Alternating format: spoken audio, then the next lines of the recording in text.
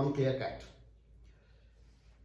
आज का मेरा मुद्दा जो मैंने आपके लिए लिया है वो ये है कि when to start for CAT in FY, SY और TY और after graduation.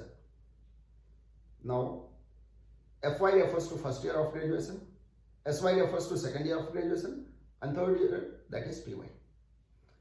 The question is very relevant in terms of it's an interest of parents as well as candidates too. During my entire career, I have witnessed more than or encountered more than 200 parents who came to me for one very genuine question, whether they should ask their boys to start their MBA prep in SY, TY or FY itself. So, चूंकि ये question बार बार पूछा जाता है तो इस पर एक conclusive note पर एक फैक्चुअल आंसर क्या बनेगा उसकी एक कोशिश होगी इस वीडियो में मेरी। ठीक है, सो बात करते हैं कि आप कब शुरू करें। मैं पहले बता दूंगा आप क्या करें, फिर बताऊंगा क्यों, व्हाट, व्हाई। इसी पर ये पूरा वीडियो होगा, इस पैटर्न पर ये वीडियो होगा। पहले आप क्या करेंगे, फर्स्ट ईयर में आप कैट बिल्कुल ना सोचें, सेकेंड ईयर में आप कैट बिल्कुल ना सोचें और थर्ड ईयर में आप कैट बिल्कुल ना सोचें। आप कहेंगे तो सोचें कब।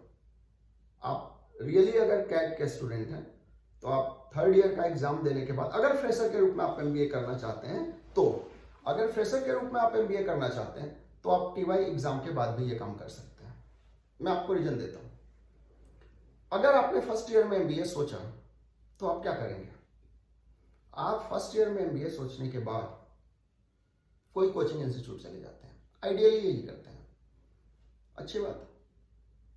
With an expectation that I get the proper guidance over the year, you move to a coaching institute with a decent investment, fine. अब कोचिंग क्लास क्या करता है, 2 years प्रोग्राम में आपका एडमिशन दिला देता है। ठीक है, आप देखो चलो इतने पैसे में 2 साल तक पढ़ाई होगी। द ट्रुथ, आपको वीकली 2 दिन क्लास दिए जाते हैं, 2 घंटे के 2 लेक्चर। ऐसे महीने में आपके 8 घंटे से 12 घंटे की पढ़ाई होती है और इस दौरान चूंकि आप फर्स्ट ईयर में हो और आपके सामने दिख रहा है कि मेरे सामने तो अभी 2 साल है, दैट इंटेंसिटी नेवर कम्स। तो तैयारी आप जो करते हो शायद होमवर्क ना कर पाओ, इंटरेस्ट नहीं जनरेट होता है ना, फैकल्टी को भी वो सीरियसनेस होता है कि भाई ये तो नेक्स्ट ईयर देने वाला बैच है, हम सोच सकते हैं। तो फर्स्ट ईयर आप यूं ही गंवा देते हो with a belief. Psychological edge आपके पास थोड़ा सा इतना सा हो सकता है और बेसिकली उसको साइकोलॉजिकल एज कहने की बजाय मैं चीटिंग टू सेल्फ कहता हूं कि आप कैट की तैयारी कर रहे हो। आते हैं अगले मुद्दे पर। सेकेंड ईयर बिल्कुल नहीं। सेकेंड ईयर में क्यों नहीं, क्योंकि वही कहानी दोहराई जाएगी जो फर्स्ट ईयर में हो रही थी। क्या, 2 दिन वीकली क्लास, 4 महीने में सिलेबस कंप्लीट, आपको कुछ समझा नहीं समझा, no one is going to bother about, what next, you lose your tempo. So next what, next is कि आप थर्ड ईयर की सोचो। ठीक है, थर्ड ईयर में अगर आप जाते हो तो थर्ड ईयर में आपके एग्जाम्स होते हैं, विलिंगली अनविलिंगली। ये एक तथ्य है, it's a fact that unknowingly or knowingly certain academic pressure of your colleagues would always be there. Fine. So with that pressure, if you think of doing CAT, of course the effectiveness percentage or conviction percentage of confidence of preparing CAT with the real intensity will never be there.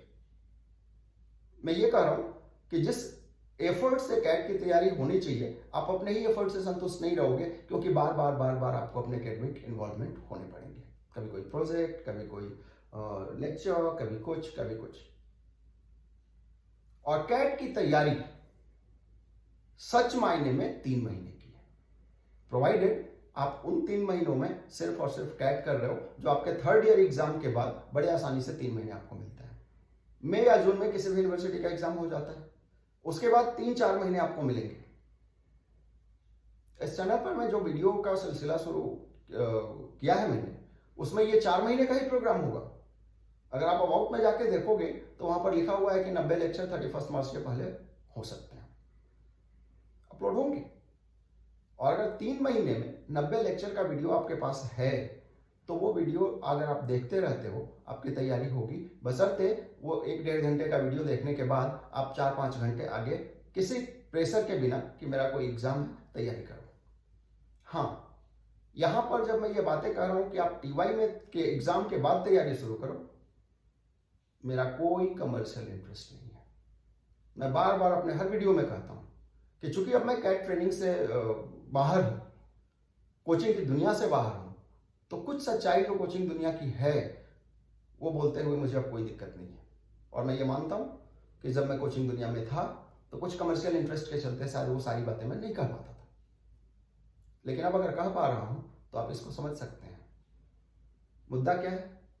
मुद्दा ये है कि क्या 4 महीने में तैयारी हो सकती है? हाँ, हो सकती है। कैसे हो सकती है? आगे के वीडियो में तो वो मिलेगा ही मिलेगा आपको, लेकिन अभी जो बात मैं बता रहा हूं, आप ऐसा कर सकते हैं कि फर्स्ट ईयर, सेकेंड ईयर और थर्ड ईयर बिना कोई कोचिंग के आप अपने ऊपर एक मेंटल प्रेशर ना क्रिएट कर लें, और ना ही आप किसी को ये इन्फॉर्म करें कि आप कैट सोच भी रहे हैं या कैट देना चाहते हैं या कैट की तैयारी अपने लेवल पर कुछ कर रहे हैं।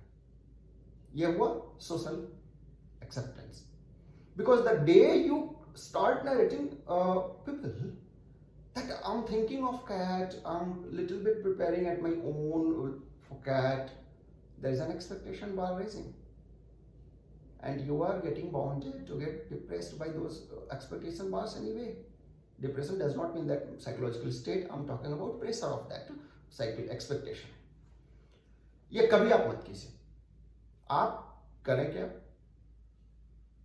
डिग्री 1 दैट इज FY से आप RS अग्रवाल की किताब ले लें और उसको अपनी सुविधा से, मैं नहीं कहता कि एक टाइम लिमिट डिसाइड कीजिए, अपनी सुविधा से बस ये इंश्योर करते हुए कि लिस्ट पॉसिबल टाइम में आप RS अग्रवाल की किताब सॉल्व कर लें, जिससे मैथ्स के साथ आपका जो रिश्ता बिल्कुल टूट सा गया था वो जुड़ता हुआ सा लगे।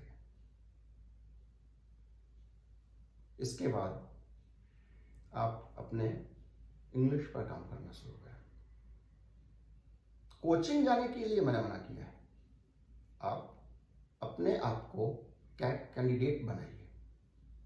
जब मैं कह रहा हूं कि ना ही आप FY में कोचिंग जाइए, ना ही आप SY में तैयारी शुरू कीजिए, ना ही TY में तैयारी शुरू कीजिए, TY एग्जाम के बाद तैयारी शुरू कीजिए, उसके साथ मेरा स्पष्ट सोचना है, I am very clear about that, कि आप ये तीनों ही साल अपने आप को एक कैट कैंडिडेट के रूप में डेवलप करने में लगाएंगे। पहले साल में आप मैथ्स और इंग्लिश पर काम कीजिए। जैसे कर सकते हैं, आगे स्ट्रेटजी वीडियोस आएंगे और स्टफ रिसोर्सेज भी आएंगे, वहां पर आपको मैं गाइड करता रहूंगा, उसको देखिए, आपको पता चलेगा कि कैसे फर्स्ट ईयर में मुझे क्या करना चाहिए। फर्स्ट ईयर में RS अग्रवाल की किताब अच्छे से समझ लीजिए, क्या कुछ बना सॉल्व होना है नहीं होना। ये बेसिक लेवल है जहां से आप मैथ्स को एक फील, जो मैंने कहा ना कि रिश्ता टूटा हुआ सा जो था वो जुड़ जाएगा। फिर जब आप कैट के लिए अरुण शर्मा की किताब, जो मैंने अपने एक वीडियो में कभी रिकमेंड करी है, उसको या फिर सर्वेश वर्मा साहब को लेकर बैठेंगे तो आपको ये नहीं लगेगा कि हर कुछ नया है। आप समझ रहे हैं मैं क्या कह रहा हूं? सेकेंड ईयर आप पूरा वर्बल को दीजिए और DI के साथ कुछ काम शुरू कर दीजिए। वहां पर हाँ, अरुण शर्मा साहब की किताब या कोई भी एक DI की बेसिक किताब लेके आप काम कर सकते हैं। रीजनिंग के लिए भी आप कहें तो कोई एक किताब RS अग्रवाल का ही collection of question different bank probationary officers के एग्जाम होते हैं, या फिर डिफरेंट एप्टीट्यूड बेस्ड जो एग्जाम होते हैं जो डिफरेंट वेबसाइट्स पर भी हैं, वहां से भी स्टफ लेके बस देखते रहिए, उसको सॉल्व करने की कोशिश अपने लेवल पर कीजिए, अपने कॉलेज के साथियों के साथ कीजिए, ये कर सकते हैं।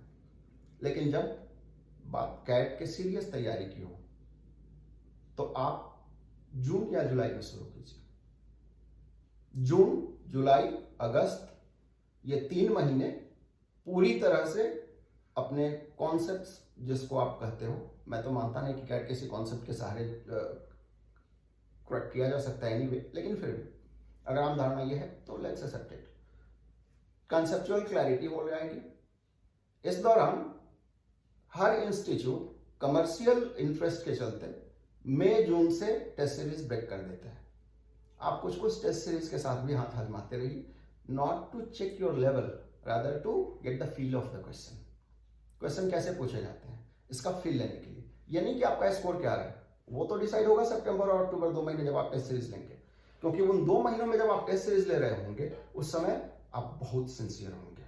That would be developing a killer instinct. It's like despite being a criminal, when a criminal fires to someone, उसका जो मानसिक स्थिति होती है, उसकी जो मेंटल स्टेटस होता है, उस मेंटल स्टेटस में आपको रहना होता है।